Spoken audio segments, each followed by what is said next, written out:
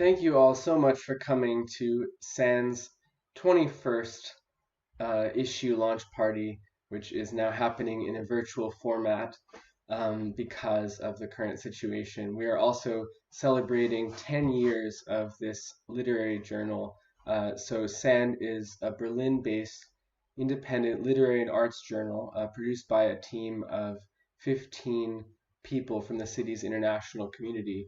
And we are now spread out in our different quarantines, but we've all come together to put together this issue from our separate places. And we have 61 people in 20 countries who are involved in this issue, in addition to our 15-person team.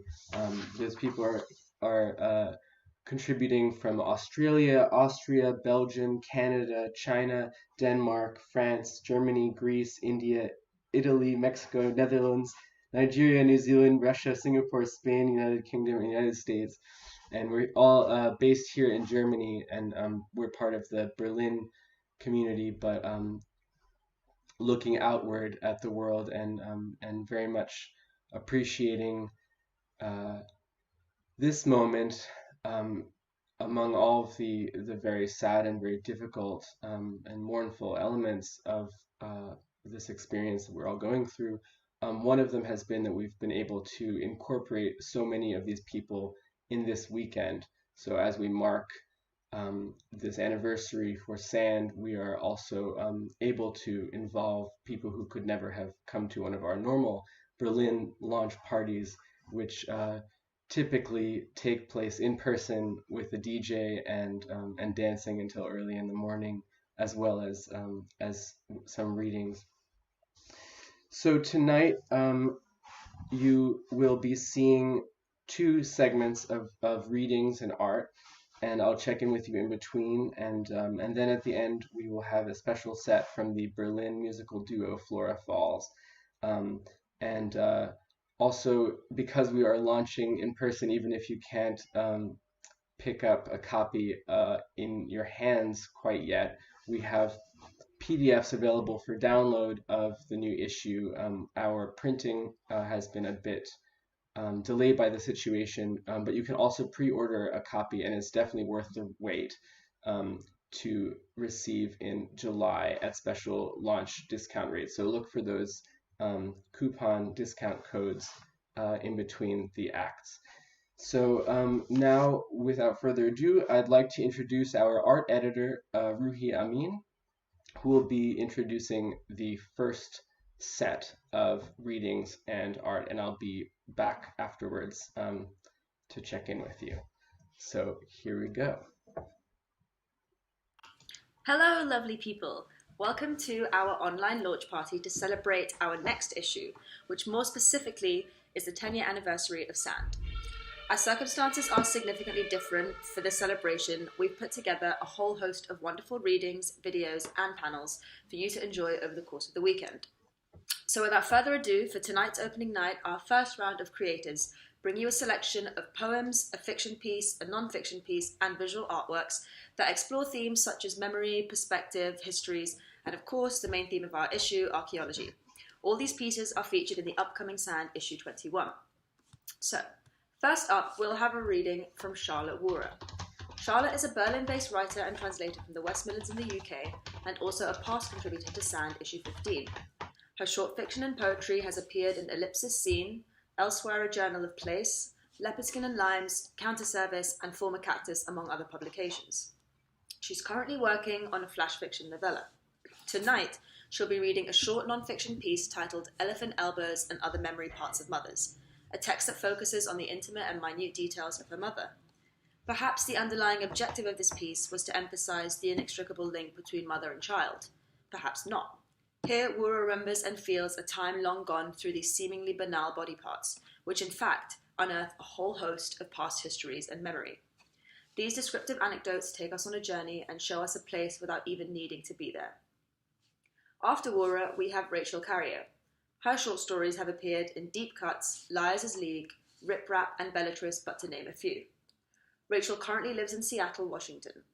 Her flash fiction, Two Clouds, forces us to take a pause and reevaluate the way in which we see the world. As clouds looking down at humans, we question issues of importance and compassion, whilst realising just how easy it is for a landscape to be made different through the eyes of the beholder. Next up, we'll have S.J. Fowler. Fowler works in poetry, fiction, theatre, film, photography, visual art, sound art, and performance. He has published 7 collections of poetry, 4 of artworks, and 5 of collaborative poetry, plus volumes of selected essays and collaborations. He's been commissioned by the Tate Modern, BBC Radio 3, Whitechapel Gallery, Tate Britain, and the Liverpool Biennale. Fowler's latest book, I Will Show You the Life of the Mind on Prescription Drugs, by Dostoevsky Wannabe Press, was released earlier this year. His poem Species plays with format whilst extracting information on the scientific classifications of different species of bears. Playful and elusive in its meaning, Fowler brings us back to a stage of discovery and to in fact realise how much exists around our own personal microcosms. Before heading to the visual art part of the night, we have Snyder, reading one of his poems, Try.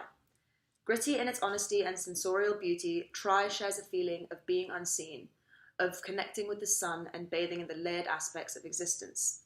Snyder is a technical writer living in Cleveland, Ohio, with his partner and 4 cats. He studied English, creative writing, and teaching English as a foreign language at Kent State University. His poetry has been featured in the Bosses Review and the Tiny Journal and will be published in an upcoming issue of the Westchester Review. Finally, onto the art. We have Megan Archer displaying a video of her work. Archer was born in New Zealand and is currently based in Auckland. She spent 7 years exhibiting abroad in London and Berlin. Her current practice includes oil painting, collage, and illustration. She's exhibited widely in solo and group exhibitions in cities such as Auckland, Berlin, and Melbourne, and is currently represented by Sweet Gallery in Wellington. One of the signature artists in our new issue, Archer's stratified works represent melting figures, intertwining with one another in a world of movement and tension. The ambiguity of form and feature conveys a surrealist feel, with the barely recognisable figures made clear as human only due to the colouring tone of the flesh. Her show, In the Flesh, on at Corbin Estate in Auckland, New Zealand, has been extended due to the COVID pandemic. Through all these creative individuals, we're shown a time, a memory, a story. We're given the privilege to discover and unearth the complex layers of our existence. One thing we know for sure is that us as humans are all inextricably tied to one another, through a touch, a letter, a cloud, or a wisp of air between our fingers. So, enjoy. Elephant elbows and other memory parts of mothers. Your mother's elbows are the first thing you remember remembering. Elastic, pliable. When you were small, small things like elbows are mountains. When she sleeps, you mould them into tent-like structures and watch them collapse.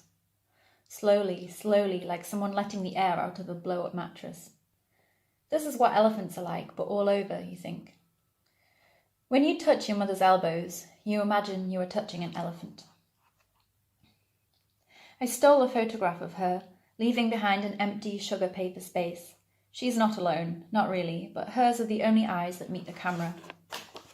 Nobody is smiling. We look like the Addams family.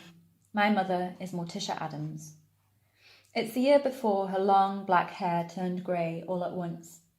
She sits on the bed and cries, and everyone says it doesn't matter, including me.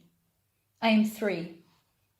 7 Halloweens later, she buys herself a Morticia Addams wig made of plastic and wears it with a long black dress. She looks exactly like she does in the stolen photograph. She is highly flammable. Later, my father buys a styrofoam bust to hold his headphones and paints the eyelids electric blue, puts my mother's plastic hair on it. Styrofoam Morticia Addams disappears under suspicious circumstances when I am 15. Nobody asks questions. We are relieved. Are you sitting down? My father on the phone. I wasn't sitting down. I was floating around my ex's parents' house. It was a nice house, 2 floors, pale bathroom green carpets, books everywhere, and always someone making tea or warming quiche in the microwave. It had a cat and blackberries in the garden. My ex's sister, who was younger than us and prettier than anyone I had ever seen in my life in an unaware and adolescent way, was picking blackberries, and I wanted to join her. It was summer.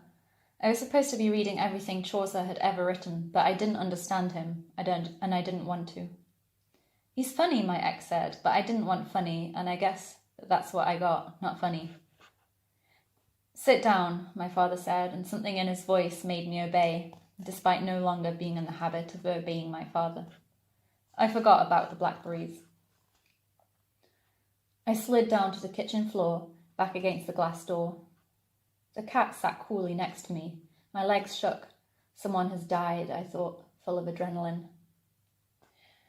"Your mother," he said, and then choked back a sob.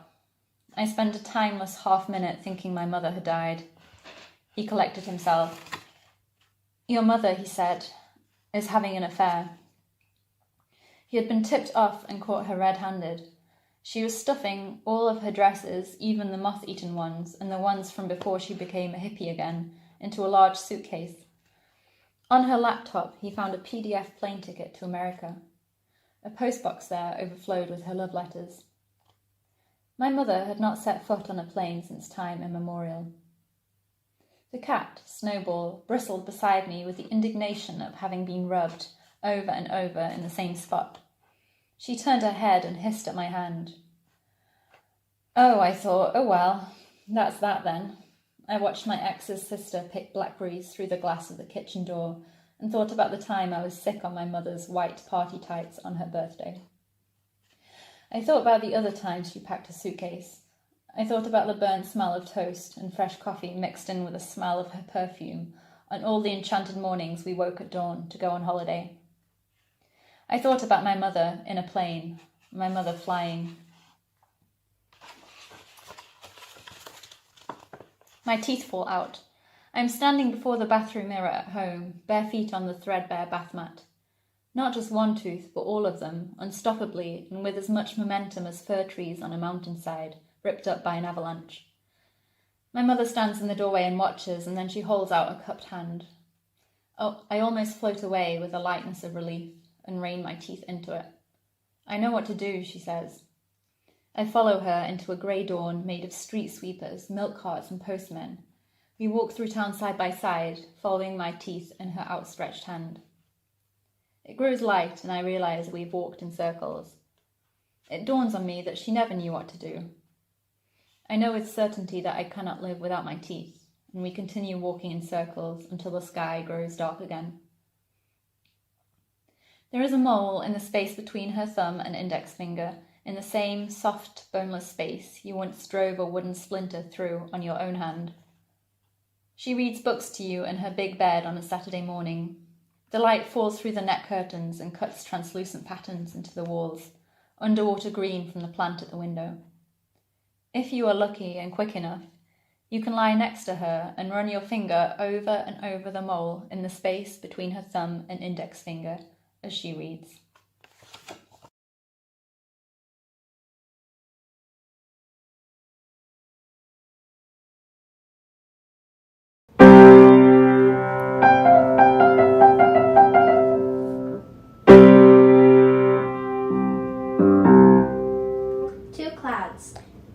Look at that human. It looks just like a crocodile. I think it looks more like a warthog, or perhaps a sick tree. There's its big open mouth, and there's its scaled tail. I wonder what it's thinking. Humans are random collections of water particles sealed in flexible skin sacs. They don't think. But sometimes they sing. I love it when they sing. I guess I can see how it might look a little like a crocodile. Do you think it will sing? It's hard to predict singing at this time of year. The land is so green and empty this morning. Not for long. A large formation of humans has gathered in the east, and they appear to be headed this way. How they race across the grass. They appear ominous. I hope they won't harm this human. They'll probably just absorb it.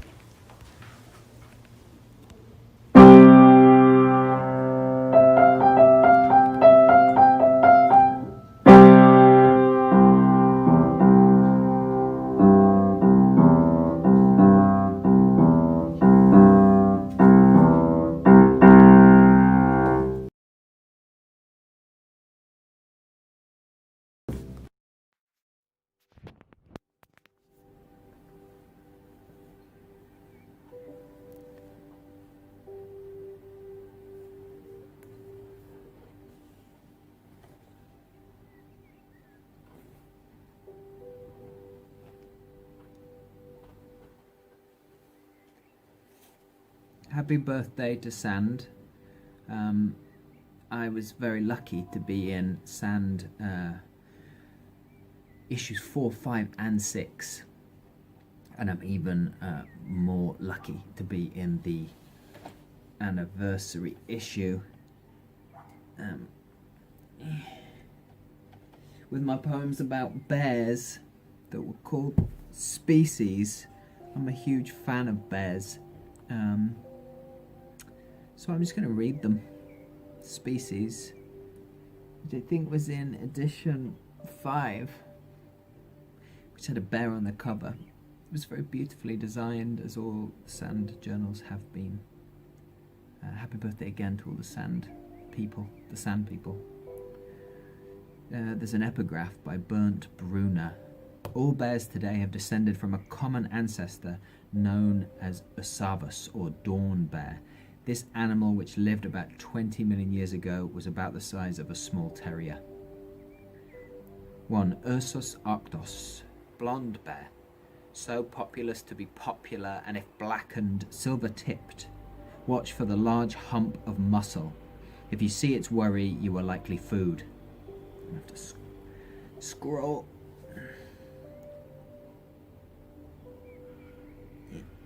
2. Ursus maritinus. Give of thy hands to measure its awful size. Cream puff or fat white its blubber, its protective and thus sought. But we are but a seal for it to flail and tear to pieces as though paper, beyond fearsome to awesome. 3. Ursus americanus. Arqui barabal, scooting the poot in pampers. Honey like a slow burning coal sediment to chalk on bleach. Our friends when cubbed, otherwise run. 4. Tremarctos ornatus, bespectacled and so somewhat disrespected, actually quite a frequent killer. Cocodo quinoad, patchy sun goggles or belly rubbed with sand. Such beauty. 5. Ursus tibetanus. White sickle moon to hammer, stomping ground from Iran to Japan, a lamberer, but completely thoughtless, a crescent mountain bear wanderer. 6.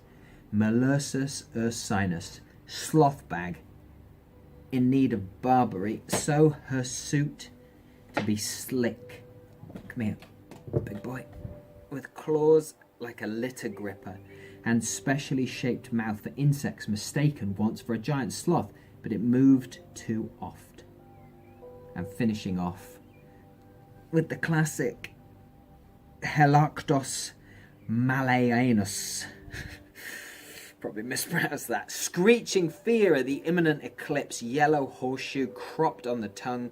Our son of the sun bear kills more than most because people are always surprising it in the jungle. I wish everybody well. Bye.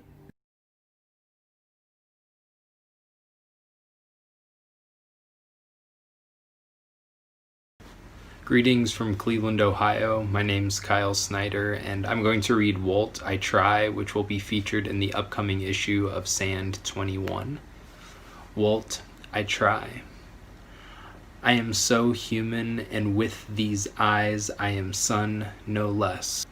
I woke up this morning with a swollen amethyst lodged in my forehead, throbbing like the smell of bleach, and beat on even after I bathed the cum from my thighs. I found my car keys and a mug of cool tea and read 3 books I read yesterday, because if I fuck myself in the middle of a sentence, I have to start again. I feel like middle school and a beaded turtle stolen from a street vendor, or red punch spilled on the arm of the couch, but the sun cooks me clean, or I become it, and I am stillness, a mirror of stunned water, brighter than any after love, more real than the muscles that made me, and again. This poem is called The New Place. I gifted my left eye and a slice of sun still streaming from the right. It cooled my bones like a guest bedroom. You are made of brave magics. Instead, I peel pieces of scalp like a Florida orange. There are small wolves eating large people under the porch stairs. I'll believe anything if you pull a season from my ear. We hit a pothole and the windshield became a prism. It shined from the salt of your eyes, so I caught white wave moths that fell. The sky fed us manzanilla olives on the highway. My mouth became sun, became opal and blonde moon in the blue that never happened. Thank you for listening.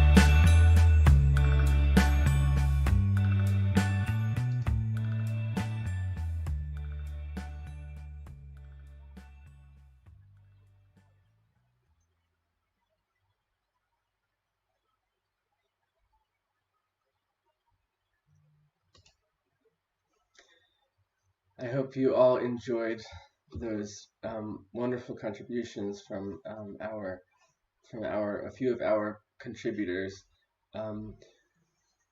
This issue is the first in two issues that will have the theme of archaeology, and we have a tendency to choose themes and subvert them or question them or play with them. So this is no exception. It was actually one of the first times that we chose our theme before making the issue. Normally, we actually receive most of our submissions, most of our the things we publish actually are unsolicited, and then after we have assembled the selections, we actually look at them and figure out what has been happening in the minds of these writers and artists, and usually they give us a theme.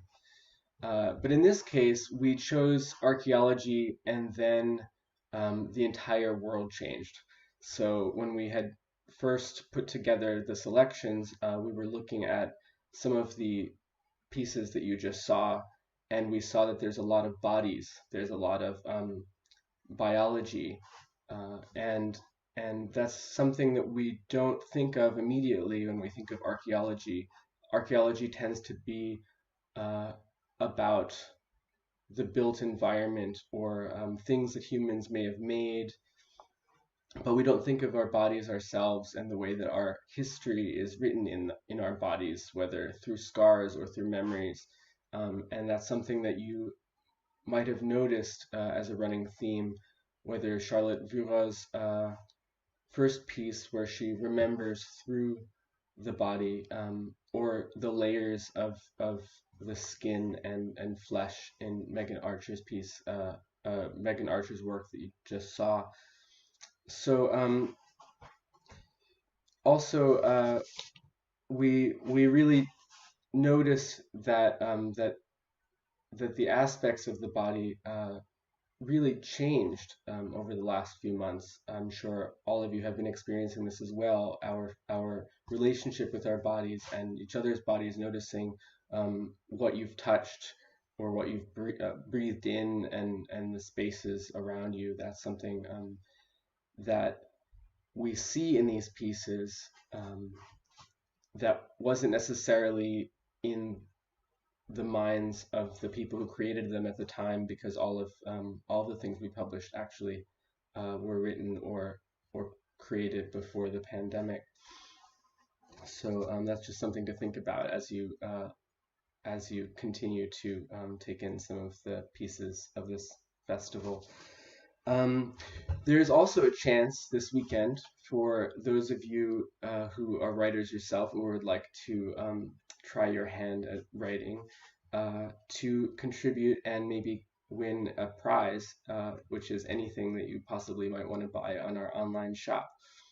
So if you would like to, you can try writing a 10-word poem, any 10 words, not counting line breaks.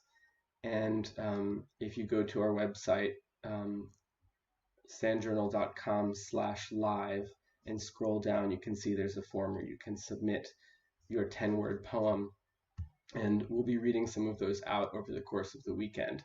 So and then on Sunday we will choose our favorite 10-word poem from all of the viewers, and you will receive a 100% discount code to buy whatever you like from our shop.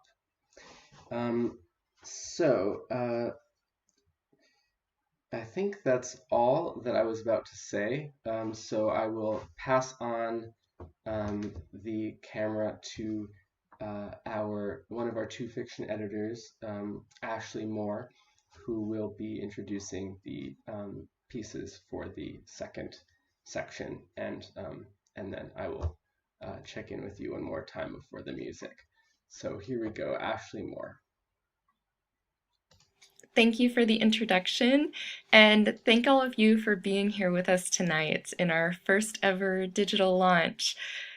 You know, it's kind of hard for me not to think about what a normal launch would be like, because one of the best things about the launch is the physicality of it.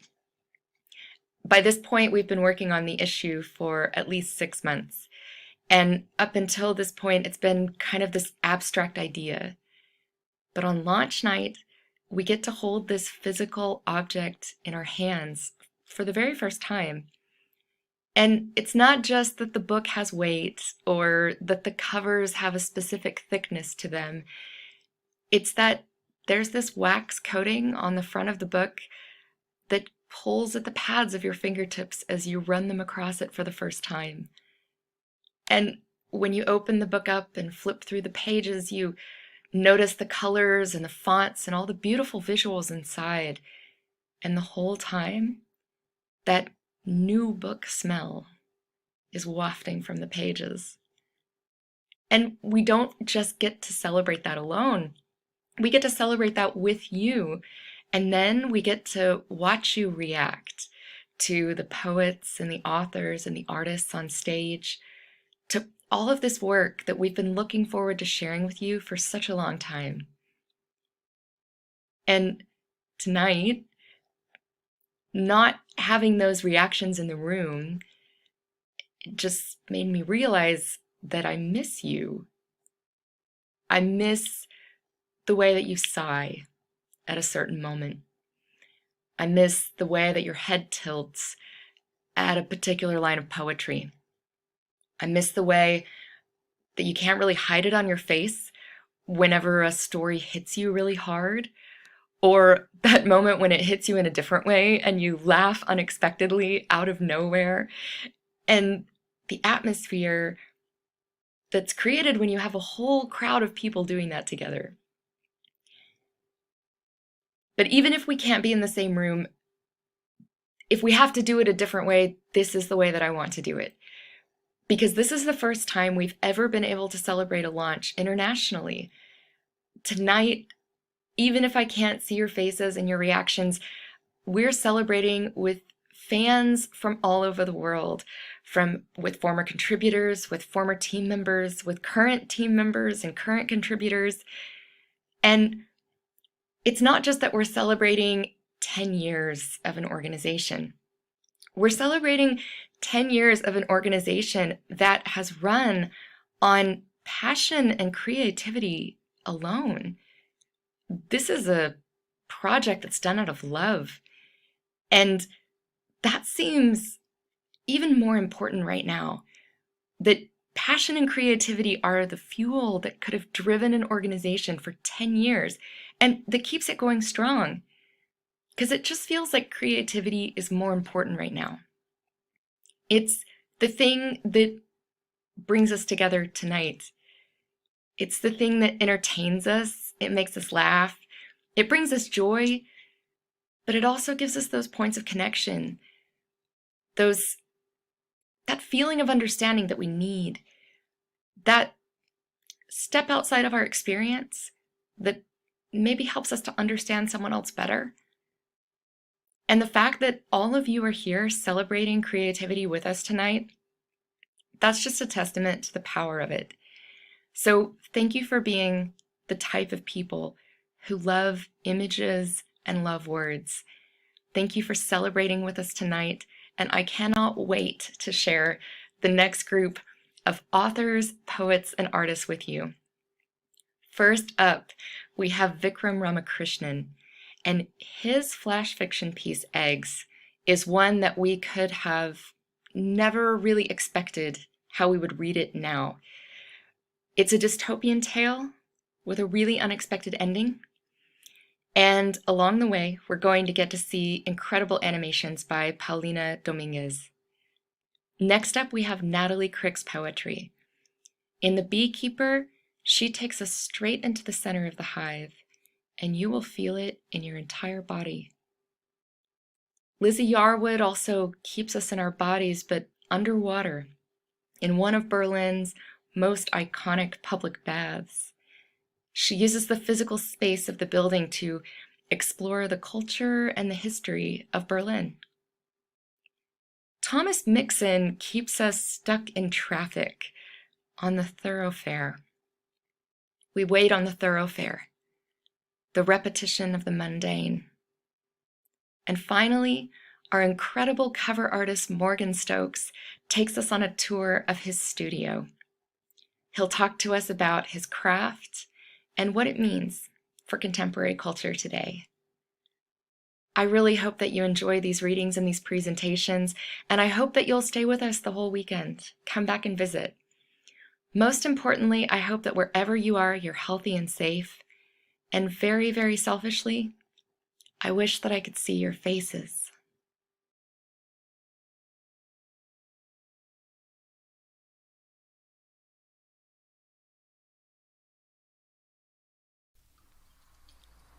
Baba emptied the fishing net out onto the catamaran the same day he woke up from a year-long slumber. That morning, his eyes burst open and he wheezed awake. We cheered, and when Baba asked where Ma was, it went quiet, but we told him. She was gone. She didn't make it out alive. The fish plopped out into the wooden deck flat at our feet like lead-filled stones. None of them wriggled like they used to. We'd been looking for healthy fish for all of that year, and it was always like this. We thought that since Baba was a real fisherman, he'd have the magic touch to catch real fish, edible ones that would flop around in glee. He took a knife out, the serrated one with sharp teeth that fit like a short sword, through his belt, and sliced a fish open. It bled a black tar, a slick oil that ran over his hands and dripped onto the wooden floor before he tossed the fish back into the water. He tried again, but they all gushed that black hopelessness that we had felt for so long. So he did what you'd think a man like him would do. He had us throw all the fish back into the water and asked us what we'd been eating if the fish were always like this. We told him we still had pickled fish, and that lasts forever, and that we also had a couple spoons of ghee, along with some raw ginger every day. Raw ginger, Baba said? That doesn't sound too good. Sounds like it would burn. Baba pulled the catamaran back towards the shore, and we all heaved it onto the docks. He scratched at his beard. We hadn't cut it while he slept because we worried that if we did, it might hurt him in some way and he'd never wake up. I need to shave this off, he laughed. When we got home, we told him the birds and the dogs and the cows that we were taking care of were all dead. Baba wasn't mad. He just said that they were there to help us grow, but that we had grown up a lot faster on our own since the apocalypse anyways. He pointed at the pickled fish on his banana leaf plate, and we smiled when he ate it and gave us a thumbs up. Once he finished eating, we stood around the empty fish net and thought about what we were going to do when the pickled fish ran out. Baba asked if we'd had any ideas while he was sleeping for a year. We all glanced at each other, eyes full of worry. What about the fish eggs, I asked, and everyone's heads swung to me. We already talked about that, one of my brothers said, and we don't know how to hatch them. Baba said maybe we don't need to know how to hatch them, just give them the space to figure out how to hatch on their own. So we went back into the water and threw the net out again, and again the fish fell like rocks onto the catamaran deck, and Baba said, let's open them all up and take their eggs. The eggs were tiny orange spheres, like little oranges packed with sunlight. We collected as many as we could and filled up jars and jars of eggs and took them all home. To be honest, I thought we were going to eat them, and when I almost threw a jar down my throat, Baba said, stop. Fish spend their entire lives in water, he said. They live in a medium that we'll never know, but we can learn from them. He collected all the jars into his arms and waddled over to the well. He put the jars in the bucket, lowered them into the water, and brought the empty jars back up. You don't need to be in the same medium your whole life, he said. And so we repeated this every day, collecting fish, slicing them open, taking their eggs, bringing them back home and sending them down into the well. It was sunny the morning I woke to cheers. When I ran outside, I saw Baba wrestling with an armful of fish as we all gathered around him. In the well, there were hundreds more of them splashing like the monsoon's children, sunlight glinting off their reddish-pink scales.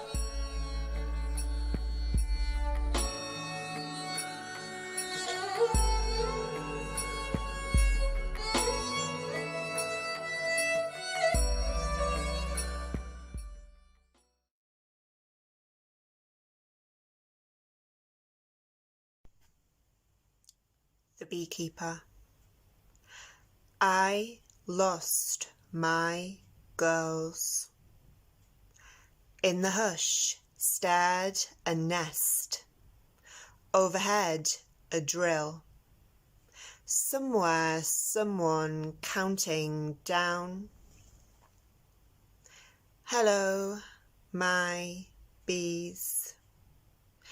I swung my arms, ushering them. I was their farmer, they were my treasures. I could smell the hum, my body tempted and punished with hives. Ripe girls, thriving with pesticides. The queen, stirring her womb with riches, rolling in jelly. Her workers erecting broken caves, pale gold and cracking, and me, swooning in the sweet trance. But someone else had got there first. My beheaded goddesses in mugs of vinegar, my black brides bloated in oil. I named them my daughters, swallowed my own hunger drones, my lips powdered yellow, breathing bee smoke. I screamed darkness into the trees and sent them after it.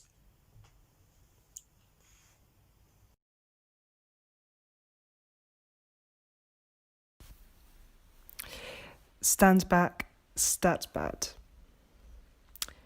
Flushes of warm air rush through the corridors. My cheeks blush.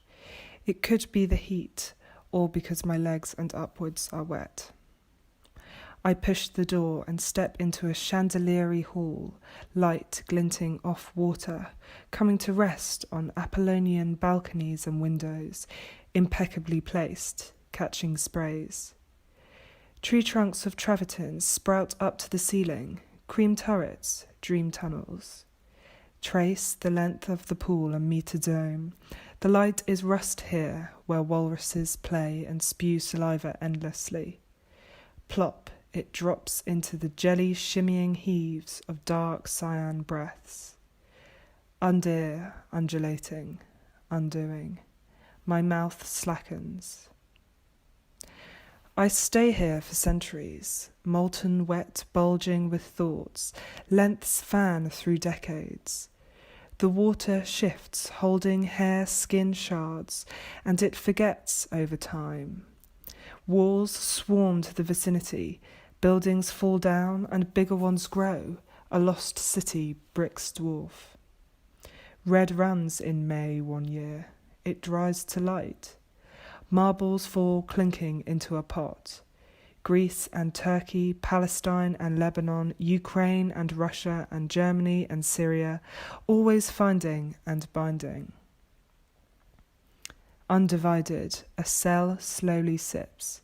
Greatest freedom, the bottommost tiles host dark tatters.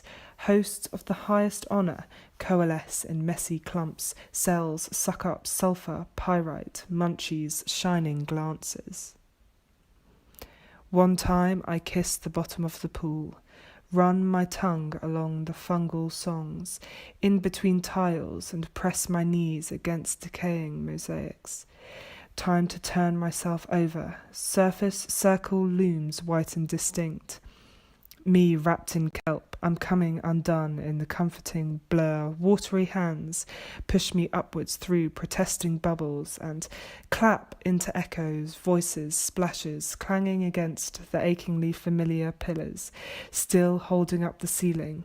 Only the disturbed water, dishevelled, once sifted, grits its teeth and dreams. It stirs its wings and sharp beak and shoots upwards to meet the arched enemies above. Somnolent lips punch through thunder snaps and soap shavings drift down onto benches. Cubes of creamy butter drop heavily into the teal bath, greet the cracking squares. The sky peers in, a greyish tepid hug, having eaten itself in Dionysian autosarcophagi.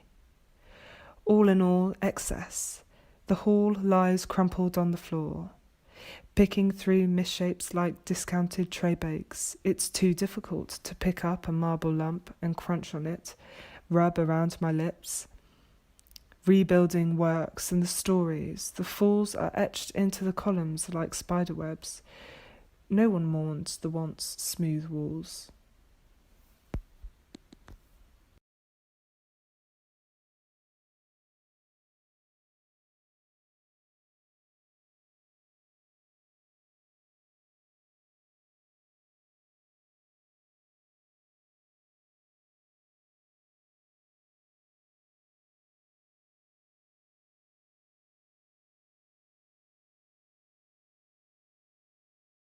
Thoroughfare by Thomas Mixon. Thoroughfare, thoroughfare, thoroughfare, thoroughfare, thoroughfare.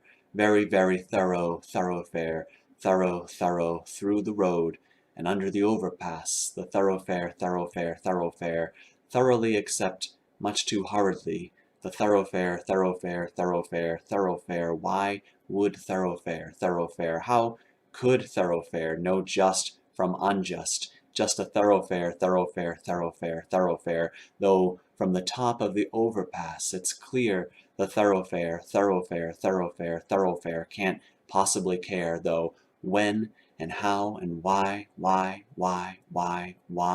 thoroughfare, thoroughfare, thoroughfare, not wait till left and right are completely thoroughfare clear. And why thoroughfare, why thoroughfare, any raised steps above a thoroughfare, though impractical, and the taxpayers don't thoroughfare care, how could there be no steps in the air to an overpass that is an underpass if you stand on a thoroughfare and look straight up when thoroughfare, thoroughfare, thoroughfare, tough luck, can't possibly care. But why, thoroughfare, why step through the thoroughfare, thoroughfare, thoroughfare, through the years, all tragedies fade and the taxpayers don't thoroughfare care. How could steps anyway raised overpassing the thoroughfare connecting to the overpass? It should never be an underpass. It should never be looked up at directly, straight up, don't thoroughfare care. But why, thoroughfare? Why? Unclear.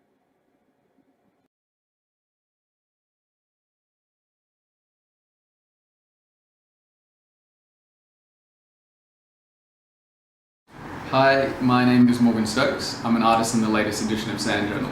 I am from Sydney, Australia, but I spent last year in Berlin developing my practice and absorbing the art world over there. I'm now back in Sydney trying to continue my practice, albeit under slightly unusual circumstances. I'm currently working in oil painting. What I try to do is to explore how the digital world is impacting our perception of the real world. I have a background in UX UI design and am fascinated by the optical tricks digital screens use and how they're increasingly our point of reference for seeing the world. I'm also interested in how we've been forced into secondary mediatized online identities where we're constantly creating more polished, edited versions of ourselves. Whether we're conscious of it or not, we are self-marketing. I'm interested in the psychological impact of this fragmentation of our identities, where we become unwitting products and commodities. Thanks for watching and enjoy the launch.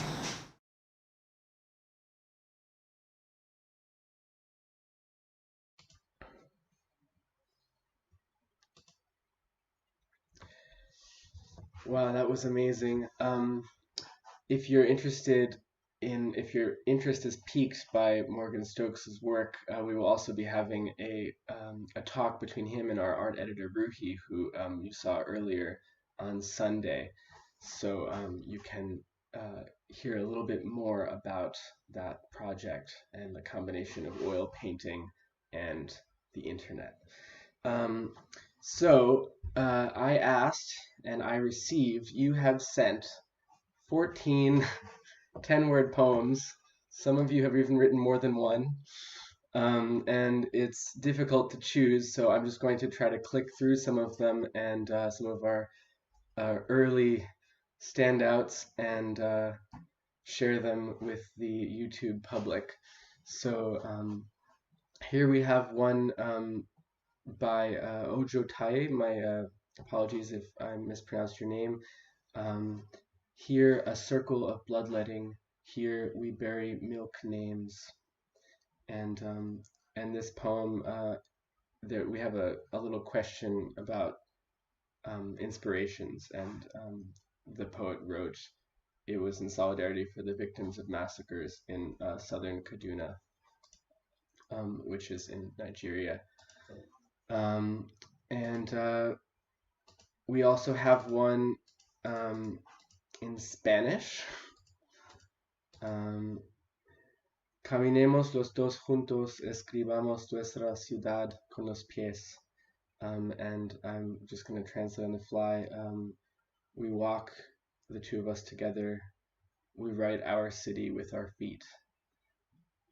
And that was by Manuel Pino.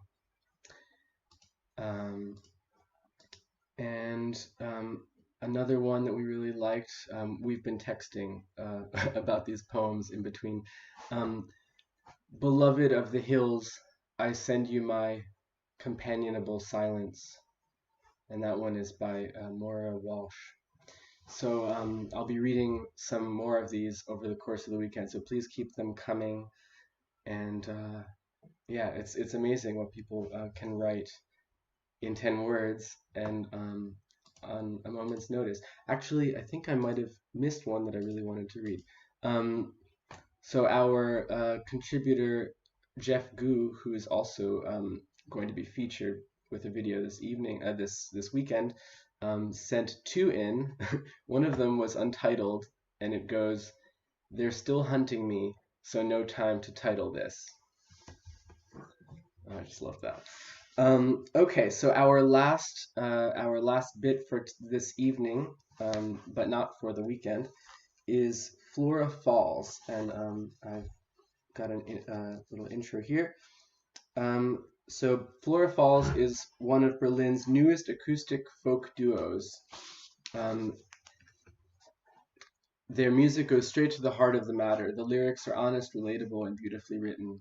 With powerful voices, gorgeous harmonies, and less is more instrumentals, Brea Robertson from Australia and Dominique Fricot from Canada create a unique and heartfelt sound.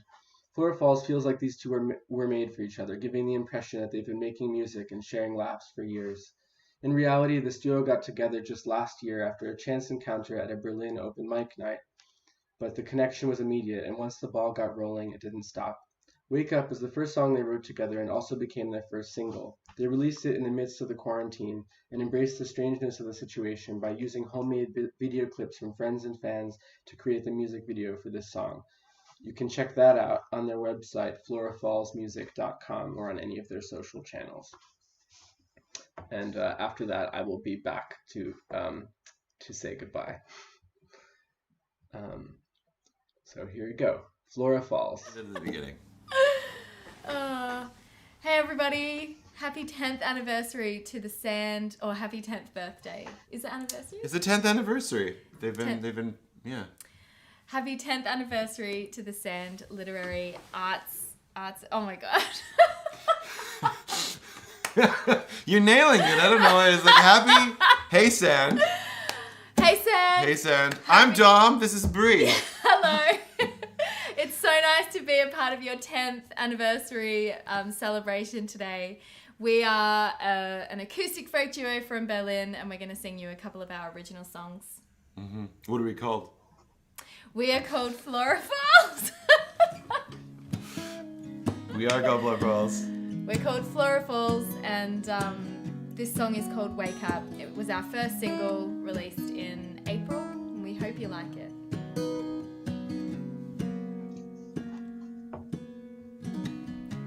As you watch me fall, hold me closer as I sleep, as the dawn breathes in. Wake me up before you leave. Whoa, whoa, whoa. Time has passed since we got lost.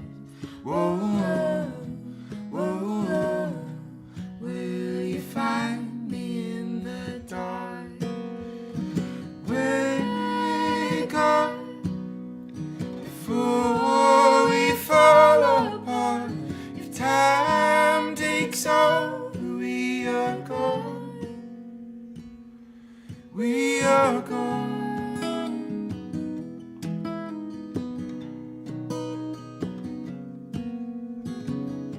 Like a garden retreats, petals slowly wilting. Colors once dressed me, now the winter starts to freeze. Whoa, whoa, whoa. Time has passed since we got lost. Whoa, whoa, whoa. Where to turn to find our spot? Wake up before we fall apart. If time takes over, we are gone. I know that we're worth fighting for. So wake up before we're gone.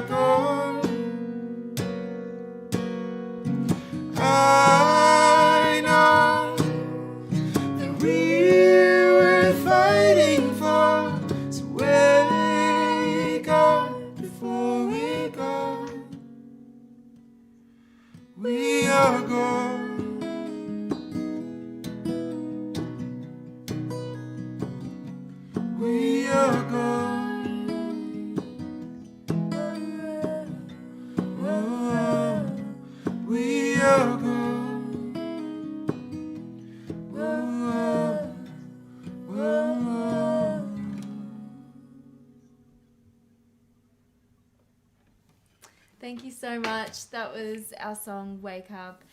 We hope that your first digital celebration is going really, really well. We are so happy to be a part of it. This next song is called Figments of Love, and it's another original.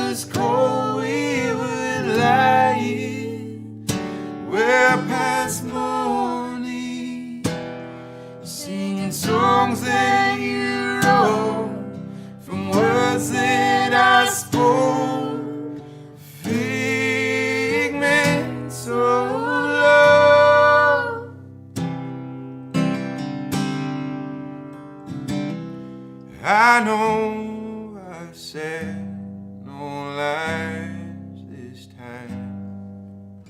I wouldn't leave you in pieces. But God knows I've tried, I can't deny. I was the one we're leaving.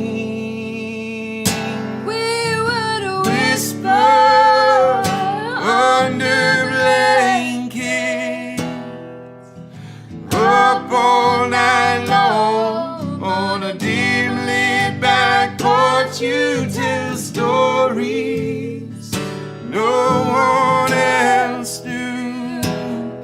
Oh, the fears that you had, that you weren't quite a man. Figments so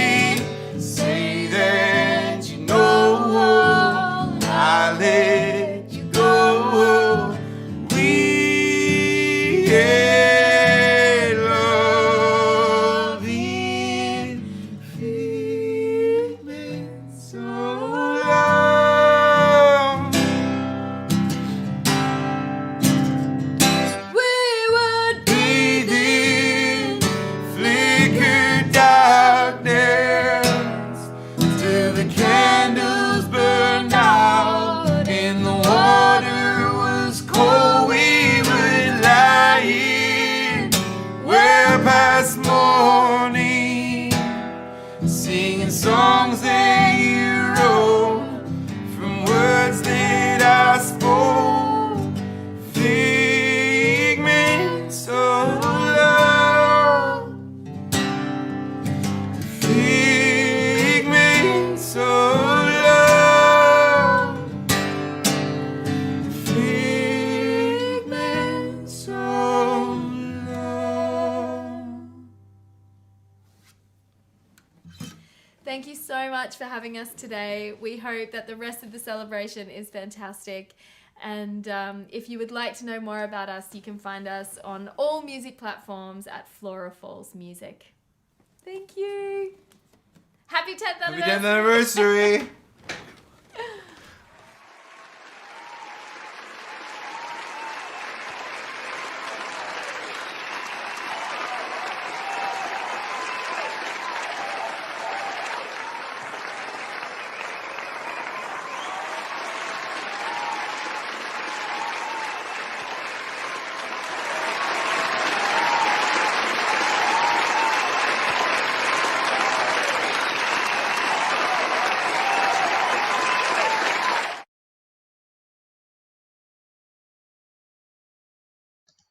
Hi everyone.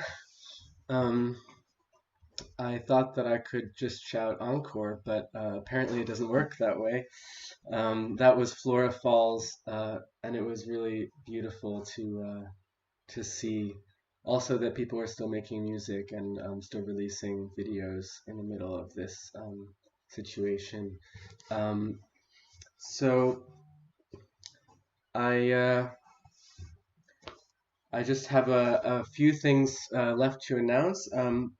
We've got some really great programming happening all weekend long. So if you enjoyed tonight, there's more where this came from. We will be continuing tomorrow and Sunday with 2 more sessions similar to this, but we also have a panel discussion tomorrow with myself and a few of the past and present editors and members of the SAND team about the 10 years of our history and what we've learned. And we also have another panel coming up on Sunday with the current editors where they will be answering questions submitted by writers and also doing one-on-ones with contributors to discuss what it's like working with a literary magazine, but also just talking about their work in a bit more depth. So look forward to that. All the schedule and everything you need to know is on our website. If you just go to sandjournal.com, you'll see the link for the schedule and the info. And please also keep on sending us those 10-word poems. If you haven't noticed the subtly inserted coupon codes, actually, I forgot. I was going to tell you what it is, but I forgot. I think it's 10 years of sand or something like that, but I can put it up. Sand turns 10. And yes, so if you are interested in any of what you've seen tonight, you can get more of it on our website, and you'll have 10% off all weekend. And a big thank you to everyone who joined us and to everyone who contributed. It wouldn't have been possible without you. I would also like to especially thank our 2 event coordinators, Courtney and Nadia, who collaborated and coordinated with over 40 people, 45 people to put this weekend together. And so we couldn't have done it without you. And yeah, so that is it for this evening. I hope to see more of you back tomorrow. And thank you so much for coming and helping us celebrate.